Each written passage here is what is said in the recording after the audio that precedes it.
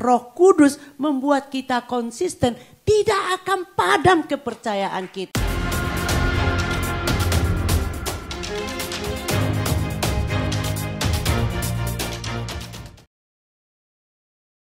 Nah, saudara yang kekasih di dalam Tuhan, di dalam kehidupan kita yang diharapkan oleh Tuhan kepada kita adalah tetap menjadi murid Tuhan Yesus. Amin. Karena saudara di dalam Alkitab kita ada tertulis, Tuhan Yesus naik ke surga. Itu disaksikan oleh murid-muridnya. Dan dikatakan juga pada waktu Tuhan Yesus datang nanti menjemput kita, itu juga yang menyaksikan adalah murid-murid. Jadi di luar murid tidak akan menyaksikan Yesus datang ke dunia. Itu sebabnya kenapa di gereja kita Bapak Pendeta Niko Nyotora Harjo terus menekankan supaya kita semua ini tetap menjadi murid. Yang belum menjadi murid, saudara ambil keputusan hari ini, belum terlambat untuk menjadi murid. Nah, pertanyaannya, apakah saya harus masuk sekolah Alkitab untuk jadi murid? Saudara yang kekasih, kalau saudara ada kesempatan masuk sekolah Alkitab ya boleh. Cuman saudara yang kekasih, untuk menjadi murid itu perlu saudara dan saya ketahui. Seorang murid itu kategorinya adalah di Imamat ayat 12 sampai 13. Ya, kita baca sama-sama. 1, 2, 3.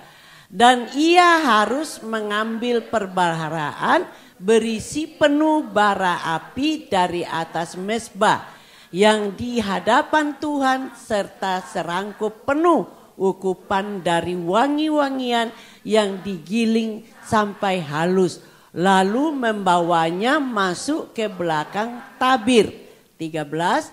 Kemudian ia harus meletakkan ukupan itu di atas api yang di hadapan Tuhan, sehingga asap ukupan itu menutupi tutup pendamaian yang di atas hukum Allah, supaya ia jangan mati. Amin.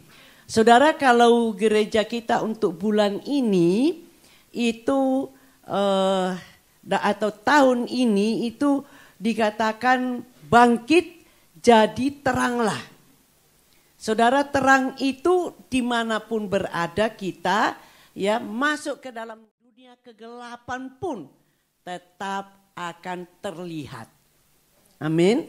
Jadi saudara yang kekasih, masuk di rumah majikan yang gelap sekalipun, saudara akan tetap dilihat oleh majikan, karena kebenaran yang ada di dalam diri saudara itu adalah kebenaran yang berasal daripada Tuhan. Waktu saya baru sampai ke Hong Kong, ya baru sampai ke Hong Kong, seorang temanmu yang saya baru 2 minggu deh di sini, setiap selesai ibadah, karena waktu itu masih sedikit, kalau perjamuan kudus itu ada sampai 40-50. Kalau minggu-minggu biasa seperti ini ya paling pol 25 orang. Tapi pada waktu itu memang baru 37.000 ya TKW yang ada di Hong Kong. Nah, lalu ada salah satu temanmu yang menghadap, dia berkata begini, saya hampir tiap hari berkelahi dengan nenek. Loh, kenapa? Karena saya dipaksa untuk membersihkan tempat sembayangannya. Saya bilang, kamu salah. Kamu di hire itu masuk ke tempat itu untuk membantu dia. Nah, kalau kamu berkelahi, kapan kamu memenangkan nenek itu? Lalu saya dapat hikmat dari Tuhan, saya bilang gini, kamu jangan berkelahi, tetapi kamu kerjakan. Tapi dengan tujuan kamu ngomong sama dalam penyembahan itu. Kamu bilang, aku bersihin kamu. Bukan karena aku mau sembah kamu, percaya pada kamu. Tapi aku membersihkan kamu. Semua roh-roh jahat yang ada dalam patung ini, aku ikat kuasamu. Tidak boleh menguasai nenekku lagi. Dalam nama Yesus, perintahkan keluar. Kuasamu tidak berlaku lagi, tidak ada lagi di dalam nenek ini. Nah saudara, puji Tuhan, Senin dia praktekkan karena itu hari Minggu. Senin dia bangun, dia bersih-bersihkan semua sampai mengkilat gitu. Saya kasih minyak urapan. Kamu urapi, kamu usir dalam dengan minyak urapan ini. Pergi kuasa di dalam yang mengikat nenek ini. Saudara, kalau untuk Tuhan, Tuhan pasti kerja. Aku rebut nenek ini dari tangan setan iblis. Aku mau untuk Tuhan Yesus saja. Apa yang terjadi saudara? Jumat saya ditelepon. Ibu, makasih doanya, terima kasih. Loh kenapa? Iya betul ajarannya ibu itu, ajaran Tuhan saya bilang.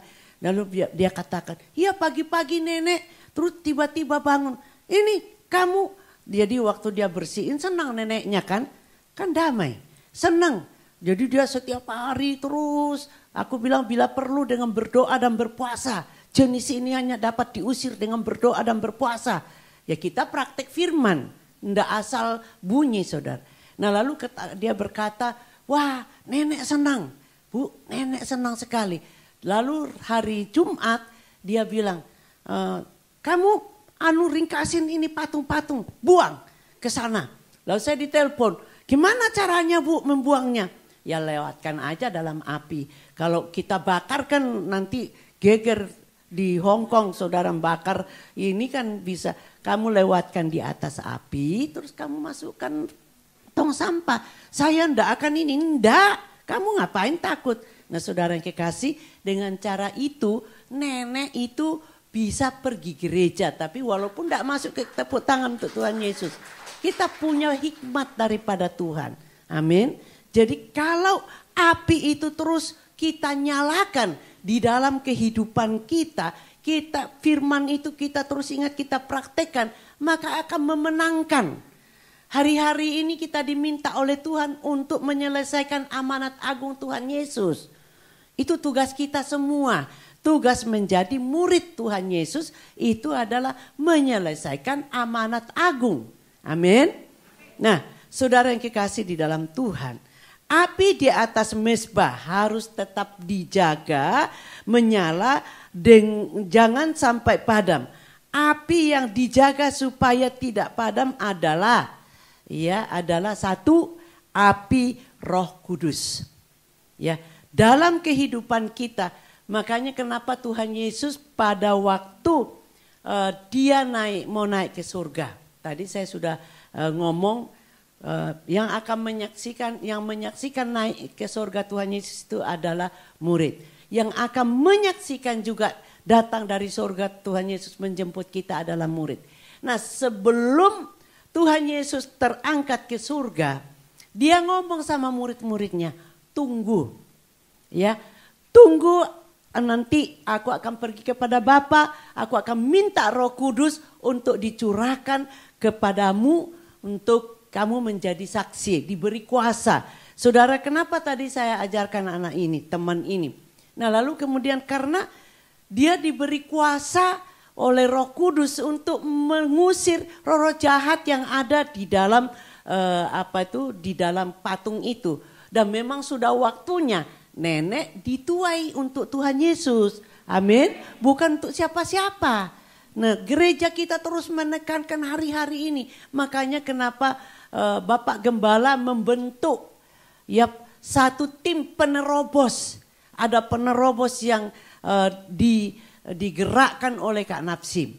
Dan kemudian kita bergabung dengan gereja baptis untuk senantiasa diajari saudara yang kekasih untuk bisa menjadi berkat. Nah, saudara yang kekasih yang paling saya susahin di Hong Kong ini, saya nggak bisa nginjil kepada orang-orang Hong Kong karena faktor bahasa. Saya terus, Tuhan saya kepingin pulang ke Indo, tapi suami mau menetap di Hong Kong. Karena kalau saya di Indo saya kayak ikan yang dapat air itu loh. Kemana-mana saya bercerita tentang Tuhan Yesus. Ya untung saya tidak ditangkap. Dulu kan ditangkapin saudara. Berapa tahun yang lalu saya mendengar saya sudah di Hong Kong. Ada orang nginjilin sopir taksi terus direkam lalu ditangkap. Nah waktu saya di Indonesia saudara saya nggak takut, saya pokoknya sopir taksi tak injilin. Kalau dia marah tambah saya juga bernyala-nyala, berapi-api ngomongin dia. Nah, waktu saya berapi-api untuk bercerita Yesus kepada sopir ini, dia saudara yang kekasih tambah marah. Dia bilang kalau ibu ndak berhenti, dia bukan panggil ibu, Cici. Kalau Cici ndak berhenti ngomong, saya bilang kalau ada undang-undang melarang orang ngomong ya saya akan berhenti. Saya turunkan Cici ke tengah jalan ini, enggak apa-apa. Saya diturunkan, Bapak enggak punya uang, enggak dapat uangku full ke rumah, sampai rumahku. Tak bayar separuh juga kamu, aku diturunkan di tengah jalan. Jalan lagi saudara. Begitu jalan lagi saya ngomong lagi tentang Yesus. Saya meninggikan nama Yesus karena saya teringat kalau kita meninggikan Tuhan Yesus, disitulah menarik orang datang kepada dia. Tepuk tangan untuk Tuhan Yesus. Dan hasil saudara, saya buktikan itu pada waktu saya turun dari taksi itu, saya bayar dan saya masuk, saya berlutut. Saya bilang, Tuhan, aku sudah mengerjakan bagianku. Roh Kudus menginsiapkan dia. Makanya saudara, kita harus menyalakan api terus. Jadi Roh Kudus yang akan menginsiapkan itu di dalam Yohanes 16 ayat 8-9 berkata, Roh Kudus yang akan menginsiapkan orang-orang yang tidak percaya. Begitu saya sudah ucapkan itu, saya ngomong kepada Tuhan, Tuhan aku sudah melakukan bagianku. Sekarang bagianmu Roh Kudus menginsiapkan Bapak sopir itu untuk dia percaya kepada Tuhan. Dan kemudian kurang lebih 10 hari saya panggil taksi lagi karena waktu itu saya belum punya mobil pribadi. Nah waktu saya begitu naik, dia langsung shalom Ci. Saya pikir ini kok shalom. Nah saya kan rajin banget itu setiap hari itu kurang lebih 2-3 kali saya naik taksi, saya terus menginjil saudara. Nah lalu kemudian dia tanya gini, masih ingat dengan saya enggak? Ingat, saya tuh tiap hari Pak 3 kali naik taksi, mana saya ingat. Dia bilang itu loh Ci, yang mau nurunkan Cici di tengah jalan itu loh. Yang Cici, saya ingat, saya bilang, loh Bapak kok jadi shalom? Lah katanya saya jangan, iya yang membuat saya tertarik itu apa? Biasanya orang Kristen kalau sudah tak gertak, bisa diam enggak? Langsung diam, ketakutan mereka. Tapi ini nekat, malah tak turunkan, malah ngomong saya ditantang balik. Kalau Bapak nurunkan saya, dia masih ingat kata-kata saya. Terus dia berkata begini, apa yang membuat saya tertarik? Karena waktu titik nekat, saya pikir, wah ini pasti ada sesuatu. Kenapa kok Cici ini terus nekat ngomong, enggak pernah berhenti. Saya bilang, karena Tuhan Yesus mengasihi Bapak. Ini ada orang yang berdoa untuk Bapak siang dan malam. Sehingga saya cuma menyampaikan Roh Kudus yang menuai Bapak. Jadi saudara jangan takut nginjil. Amin. Roh Kudus yang akan menginsiapkan. Kita juga ada dalam ruangan ini karena kita diinsiapkan Roh Kudus. Bukan kuat, bukan gagah kita. Keluargamu di Indonesia, kamu minta kepada Roh Kudus. Roh Kudus itu loh. Suamiku, mertuaku, siapa-siapa tetanggaku, insiapkanlah mereka supaya mereka mau percaya. Sebab saudara yang kekasih, kalau kita diam, kita takut, saudara mereka itu akan kemana? Karena Yesus berkata, hanya satu jalan masuk ke surga, di dalam nama Tuhan Yesus. Amin. Jadi ini saudara yang kekasih harus kita ingat. Ini harus Roh Kudus yang akan bekerja. Makanya api Roh Kudus jangan dipadamkan seperti yang tertulis di dalam imamat ini. Saudara yang kekasih di dalam Tuhan. Lalu kemudian selanjutnya api kasih. Kalau kita didasari, maka buah Roh Kudus awalnya kan kasih. Kalau hati kita didasari oleh kasih, maka pada waktu kita bekerja di rumah majikan, ya, waktu kita nginjil berdasarkan kasih Yesus dari dalam hati kita, maka kasih itu akan diterima oleh orang yang kita injili. Karena berdasarkan kasih. Kasih itu nggak ada yang melawan. Saya pada waktu lahir baru saudara. Yang menghantam saya itu adalah kasih. Karena saya waktu itu saya ini wanita yang paling jahat. Ya, paling jahat sudah. Ya, dalam pekerjaan, apalagi kepada suami. Saya ini paling, tidak ada wanita yang sama dengan saya. Untung tidak saya dibuang saudara. Iya. Nah, saudara yang kekasih, pada waktu itu saya sudah kemana-mana ikut persekutuan doa. Nah, saya bertemu dengan waktu itu yang khotbah seorang yang sederhana dari desa, hamba Tuhan desa. Nah, dia berkata, kan kami bergerak di obat-obatan. Nah, saudara hamba Tuhan ini berkata begini, saudara, kalau saudara tidak bisa tidur, jangan telan pil. Saudara, you know pil? Bahasa desa itu pil itu obat tidur, pil turu. Nah, saya kan bukan berasal dari Jawa, saya jadi mikir-mikir, turu itu kan tidur. Oh iya. Nah, waktu itu saudara, saya hampir setiap malam minum obat tidur. Karena gak bisa tidur. Ya karena jahat. Pikiran dia tuh mereka-reka yang jahat. Saudara kan enggak kan bisa tidur nyenyak. Nah, saudara, lalu saya teringat. Saya gak bisa tidur, saya teringat. Ya, jam 11 malam saya masih ingat itu hari Selasa pas saya enggak ngantor. Karena kami lapangan satu minggu itu 2 kali mesti ngantor. Nah, saudara, saya lalu enggak bisa tidur, tiba-tiba teringat. Lalu saya ambil Alkitab saya, Alkitab itu belukan saudara. Banyak debunya karena cuman sekali seminggu dibuka. Nah, itu pun cuma supaya pendeta lihat saya bawa Alkitab. Kan belum ada handphone seperti sekarang, Alkitabnya ada di dalam handphone itu.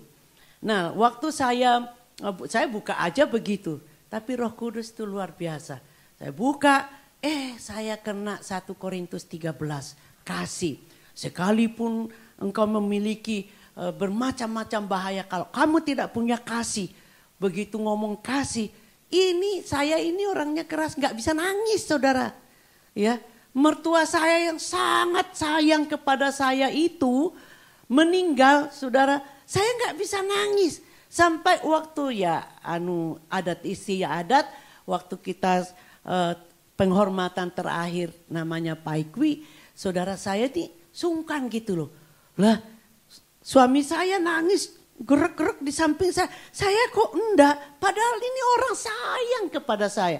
Jadi akhirnya saya apa? Saya pakai ludah, untung kok ada. Saya taruh ini, saya enggak malu saudara. Ya, enggak bisa nangis karena ini. Nah, jadi saudara saya kelihatan ada basa-basa lah sedikit. Demikian kerasnya saya, tapi puji Tuhan. Malam itu waktu saya membaca tentang kasih, waduh saudara, yang namanya air mata itu tidak bisa dibendung. Nah, setiap saya ngelihat suami di samping saya, itu keluar lagi. Saya lalu teringat, kalau untuk membendung air mata itu saya keluar dari kamar, saya minum air. Wah, minum air sebanyak-banyaknya, berhenti sejenak. Begitu saya masuk kamar, lihat suami saya lagi, nangis lagi saudara. 3 kali, saya keluar lagi, saya masuk ke kamar mandi. Cuci mata, supaya bisa nahan nangis, emosi katanya. Nah lalu masuk lagi, nangis lagi. Saya keluar ke halaman karena waktu itu rumah kami ada halamannya. Saya lalu jalan-jalan di luar, itu sudah larut malam. Saya lalu mikir, saya ini besok mau kerja. Jadi saudara yang kekasih, saya sudah reda sedikit. Saya lalu berlutut di samping tempat tidur, saya bilang, baik Tuhan. Saya ambil komitmen bukan kepada manusia, saya ambil komitmen kepada Tuhan. Saya bilang, Tuhan, mulai sekarang saya tidak lagi cinta kepada suami, tapi mengasihi. Cinta itu membutuhkan tidak bertepuk sebelah tangan. Tapi kasih itu terus memberi. Apapun keadaannya memberi dan memberi. Dan saya bilang sama Tuhan Yesus, mulai sekarang saya ganti, saya punya pikiran kepada suami. Bukan cinta tapi mengasihi. Kasih terus, apapun keadaannya kasih terus. Saudara mungkin berpikir besoknya langsung diterima dengan baik. Saya diuji 6 bulan saudara. Ya, 6 bulan baru suami saya ngerasain saya ini sudah bertobat. 6 bulan bukan cuma 3 hari, 6 hari atau 3 minggu, enggak, 6 bulan. Dan itu hampir setiap pagi, setiap hari diproses. Nah saudara yang kekasih yang di dalam Tuhan. Jadi saya membutuhkan api Roh Kudus supaya saya tetap konsisten. Konsisten itu saya berikan contoh seperti tadi pagi. Saya berikan contoh pada waktu saya keluar dari desa, kumpul dengan cici saya. Nah saya kan tidak bisa naik sepeda. Ipar saya itu ngomong sama saya, Nelly besok pagi jam 5 bangun ya. Kita panggilnya Cihu. Cihu akan ajarin kamu naik sepeda. Semalam saya tidak bisa tidur saudara. Waduh naik sepeda. Ya terus singkat cerita saya lalu kemudian dia pegang di belakang. Terus saya mulai, dia pikir saya sudah bisa seimbang badan saya. Lalu saya dicul saudara. Begitu saya dicul dilihat ke belakang gak ada dia. Saya nabrak tiang listrik yang masih nyala. Nah lalu dibawanya itu karena dekat got. Saya tidak mengomongkan soal tiang, tapi saya mau beritahukan kepada saudara, ya. Konsisten itu sama dengan tiang listrik itu. Ingat-ingat, ya. Saya tabrak tiang listrik cuma bunyi klontang. Nyalanya listrik itu tidak padam. Itu namanya konsisten. Meskipun di tempat badai kayak apapun, tapi kalau kita konsisten, Roh Kudus membuat kita konsisten, tidak akan padam kepercayaan kita. Tepuk tangan untuk Tuhan Yesus. Amin. Saya berikan contoh ini karena di kampung pun kan ada kampung saudara, kampung saya dulu tidak ada listrik, ya. Jadi saudara yang kekasih, kalau sudah mulai agak turun kepercayaanmu, mari saudara ingat aja tiang listrik kokoh, tetap menyala walaupun aku tabrak. Ya, walaupun aku tabrak, dia tetap berdiri dan dia tetap menerangi saya. Nah, demikian juga di dalam saudara praktek kehidupan sehari-hari di rumah majikan.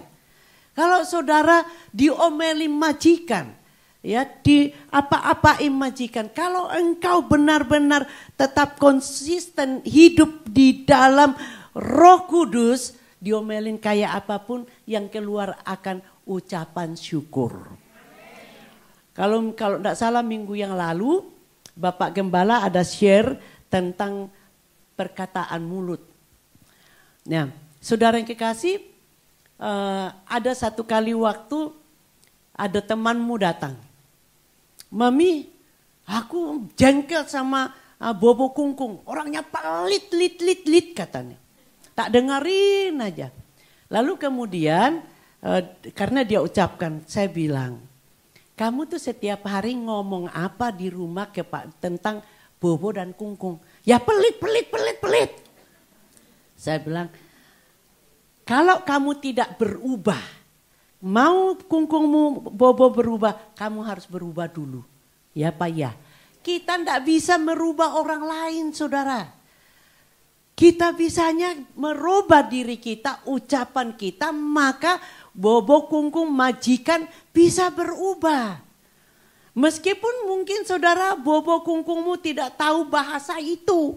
Tapi kan ada Roh Kudus di situ. Ada Roh Kudus itu yang akan mendengar. Lah jadi Roh Kudus enggak mau ngubah kamu sendiri yang percaya dia pelit kok. Ya kan? Nah, saudara lalu bagaimana Mami?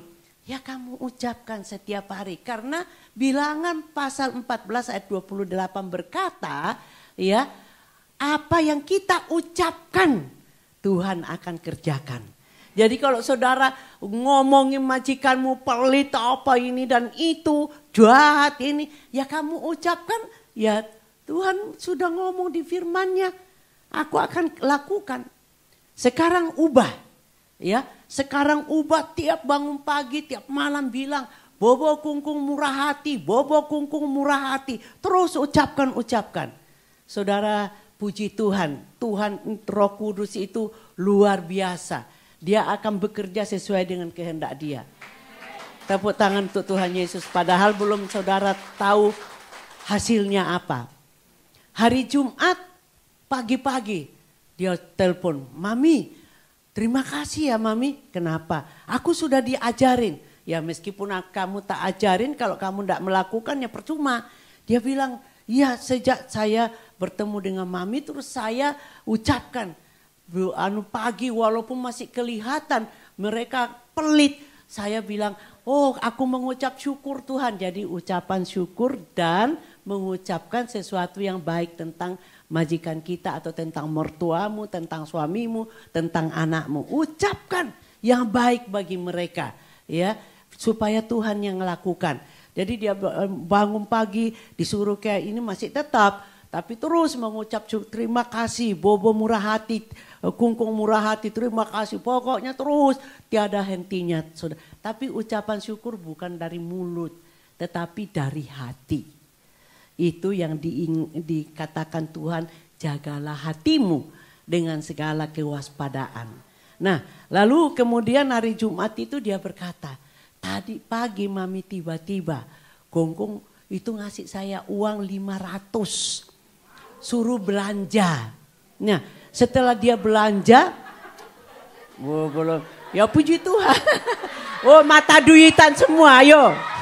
Nah, saudara yang kekasih, pulang dari pasar, dia kan ngitungin semua. Pulang dari pasar, habisnya nggak sampai 100. Dia kembalikan kepada Kungkung. Ini Kungkung sisanya ini. Kungkungnya bilang apa tahu? Sudah buat kamu. Song pele gitu, ya. Bahasanya sini, ya. Jadi saudara yang kekasih, dia senang banget. Dia bilang ini buah sulung saya mau kasihkan ke gereja. Ya udah, buat gereja nggak apa-apa. Ya, amin saudara. Jadi api Roh Kudus itu akan melakukan sesuatu, makanya jangan sampai padam Roh Kudus itu dalam hati kita. Ya, itu kuasa diberikan kepada kita, kan Kisah Para Rasul pasal 1 ayat 8 bahwa kalau Roh Kudus turun kepada kita, kita diberi kuasa. Amin. Dan bukan cuma itu saudara, beberapa hari kemudian Kungkungnya jadi ikut Tuhan, tapi walaupun bukan masuk ke gereja kita karena faktor bahasa. Ya, sebenarnya kalau tidak faktor bahasa, gereja kita ini sudah berapa kali ibadah mestinya. Tapi karena faktor bahasa, ya nggak apa-apa. Yang penting mereka masuk ke gereja dan mendengar kebenaran firman Tuhan. Amin. Nah tadi saya ngomong aplikasi. Jadi pada waktu saudara mengucapkan sesuatu, jangan dengan jengkel. Tapi dengan penuh kasih. Biarlah hati kita ini dipenuhi oleh kasih dari surga. Ya, kasih dari surga yang akan mengubahkan kita dan mengubahkan orang lain di dalam kehidupan kita.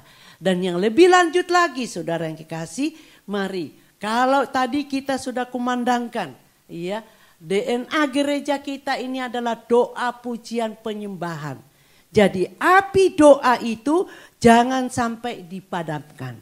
Jangan sampai kita teledor. Mari kita setiap hari terus berdoa. Berdoa untuk keluarga, berdoa untuk bangsa dan negara, berdoa untuk orang-orang keluarga di kampung kita masing-masing, berdoa untuk keluarga majikan. Lalu kemudian kita naikkan pujian penyembahan terus menerus. Saudara, saya pernah begini, karena waktu itu ada hamba Tuhan, sekarang sudah almarhum. Khotbah di rumah saya di Surabaya. Nah dia berkata begini, saudara sebagai orang Kristen, jangan bernafas tanpa berdoa. Waduh, jangan bernafas tanpa, lah berarti orang Kristen diajari ini malas. Ya, Padahal Yesus berkata jangan makan kalau tidak kerja. Ini bagaimana? Nah saya kan orangnya nggak suka bersungut di belakang. Selesai khotbah kita makan sama-sama, saya bilang, Om, Nelly mau tanya. Apa Nelly? Tadi Om bilang jangan bernafas, bernafas tanpa berdoa. Jadi kita terus berlutut terus kapan kerjanya?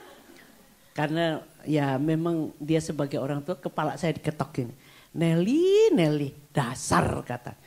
Lah iya Om, masa kita berdoa terus? Terus dia bilang, doa itu maksudnya gini loh. Ya, waktu kita dalam perjalanan lihat sesuatu yang membahayakan, kita berseru kepada Tuhan. Di hati kita ini terus berdoa. Bukan berarti waktu tidak kerja baru berdoa. Waktu kerja pun minta, Tuhan Roh Kudus, aku minta pertolonganmu. Waktu naik kendaraan. Terus saya tanya, Nelly kalau kerja naik apa? Naik Vespa. Saya ini jago ngebut saudara. Terus saya bilang, lah kamu suka ngebut? Iya Om, kan ngejar Lah waktu kamu ngebut itu kamu ngomong ke Tuhan, Tuhan tolong saya supaya saya tidak telat. Itu namanya doa. Oh iya ya, jadi doa itu hubungan pribadi dengan Bapa di surga. Amin. Waktu saudara sedang kerja, hubungan hatimu dengan hatinya Bapa di surga itu dipertebal. Dengan pertolongan Roh Kudus, sehingga saudara yang kekasih, kita senantiasa dalam kondisi penuh Roh Kudus. Ya, supaya tidak padam, selalu kondisinya adalah kita penuh Roh Kudus. Nah, lalu kemudian saudara selalu berjaga-jaga. Berjaga-jaga dengan khawatir beda. Ya, berjaga-jaga itu kita terus berkata, tanpa Engkau Tuhan aku tidak bisa apa-apa. Ya, jadi saudara setiap hari saya berdoa waktu saya kerja. Saya bilang Tuhan karena kami ini promosi obat-obatan. Nah jadi saya doa Tuhan kalau bukan Engkau yang membuat tangannya dokter menulis resep saya tidak akan mungkin. Nah waktu saya praktekkan itu omset di tempat saya bekerja yang bagian saya naik saudara. Ya, karena apa? Bukan kuat, bukan gagah saya, tetapi oleh Roh Kudus. Selesaikan pekerjaanmu di rumah majikan dengan pertolongan daripada Roh Kudus yang berapi-api dalam diri kita, terus api kasih dalam melayani majikan itu diperbanyak sehingga para majikan bisa dijamah oleh Tuhan. Amin saudara. Nah itu sebabnya saudara mari kita taat kepada perintah Tuhan, firman Tuhan. Apa perintah Tuhan di dalam Alkitab kita? Ampunilah musuhmu. Pengampunan itu bukan hakmu kata Tuhan. Jadi saudara yang tidak bisa mengampuni minta Roh Kudus. Ya, minta, enggak tahu kenapa ini kok beralih kepada pengampunan. Hanya Roh Kudus yang memampukan kita bisa mengampuni orang yang nyakiti kita. Saya cerita saya dulu saudara sebelum saya lahir baru, sebelum saya tahu firman. Oh saya ini pendendam. Sebaik kayak apapun kalau sudah saya disenggol sedikit, saya enggak akan bisa lupa. Ya. Contoh teman baik saya saudara. Saya satu kantor dengan suaminya. Nah istrinya kalau suami saya dengan suaminya dia pergi ke luar kota. Bulan ini di rumah saya. Nanti bulan berikutnya saya di rumah dia. Karena sama-sama belum punya anak. Nah satu kali waktu dia nyinggung perasaan saya. Waduh saya usir dia dari rumah saya. Saya bilang kamu sekarang pulang. Saya nggak mau dengar lagi kamu. Saya nggak mau kenal kamu lagi. Jadi saudara yang kekasih. Terus suaminya karena satu kantor. Dia tanya saya kenapa kamu dengan istri saya. Sudah orang Hong Kong bilang moyekong. Jangan singgung soal istrimu kepada saya. kerasnya. Padahal saya suka ditolongi mereka saudara. Ekonomi waktu masih ngos-ngosan. Tapi sudah lupa semua pertolongan itu gara-gara saya disinggung. Nah lalu kemudian saudara yang kekasih, saya akhirnya tiba waktunya saya pindah ke Surabaya.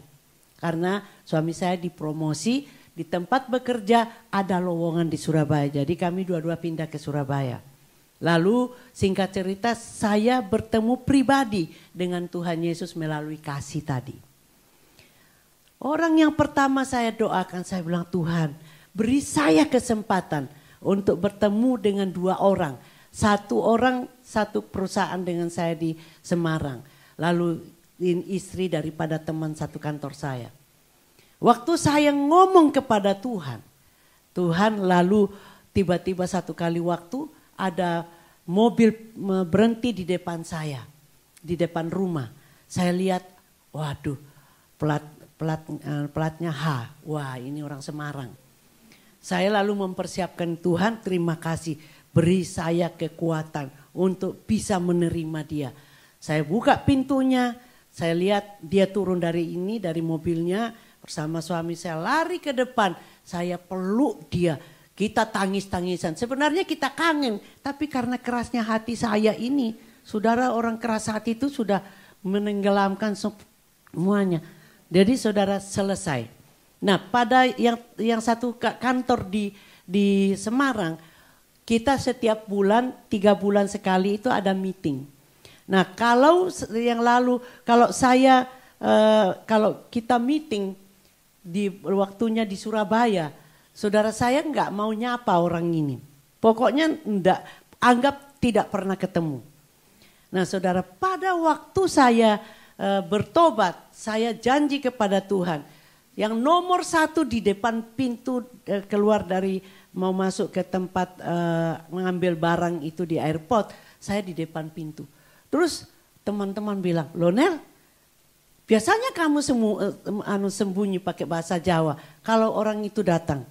Saya bilang tenang, lalu saudara begitu dia keluar, kebetulan dia yang nomor 1 keluar, saya langsung hampiri.